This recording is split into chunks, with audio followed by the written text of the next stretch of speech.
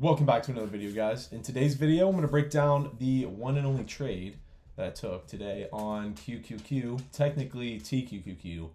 Lost $25, and yeah, we're going to go over exactly how it was going. So, as you can see on my screen, we had a lot of freaking consolidation here, and there were a few trades I probably could have taken in the morning off of this 5-minute fair value gap over here. There's a 5-minute fair value gap within here as well. And we rejected right out of it once, twice, eventually 3 times before basically it stopped me out. But I didn't take any trades within here. There were definitely trades within here in the morning. I just didn't, I ended up not taking them. But the trade that I did take was based off of the, let's go down to the 5-minute here. If this thing loads properly, we have a lot of consolidation. Obviously, there's a lot of wicks, a lot of consolidation within here, but we were holding this and we were creating an uptrend here with higher lows consistently.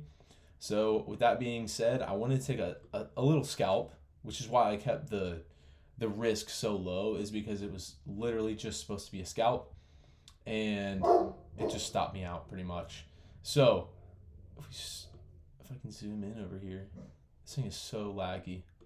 So if we look right here on the 2-minute time frame, right, we have all this consolidation consistently, higher lows, higher lows, higher lows. After we had this other higher low and we started to push up, I actually entered on this candle wick right here. I didn't know it was a wick at the time. It was pushing up, kept the stop right just below this moving average, and then on top of that we were back within the 5-minute range. So top orange line is the 5-minute high for the day, and then bottom orange line is the 5-minute low. So we're back within that. If we could hold that, which we had held it somewhat here, we started to hold it here, and then obviously we're holding it here.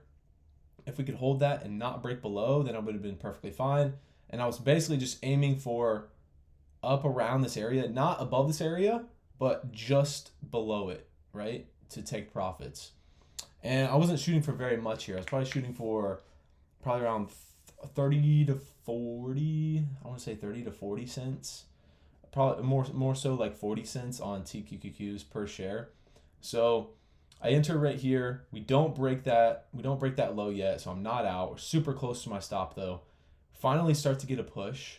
Right, we're almost out of this 5-minute fair value gap here, and then we ended up just folding over. Once we were past my draw, once I was out of drawdown, I decided, hey, I'm literally just going to, I'm basically stopping this at break even because it's not even worth it. I was waiting in this for way too long. So, and plus I was in drawdown for like basically half the time I was in it. The other half of the time, right, it was pushing up and then it started consolidating, trying to push back down again. So once we went back down to basically break even, minus $25, I was like, I'm getting out. This isn't even worth it. And obviously, as you can see, we went all the way back down here, bounced around these lows on the day, and we'll see where we go from here. But that being said, that's the only trade that I took today.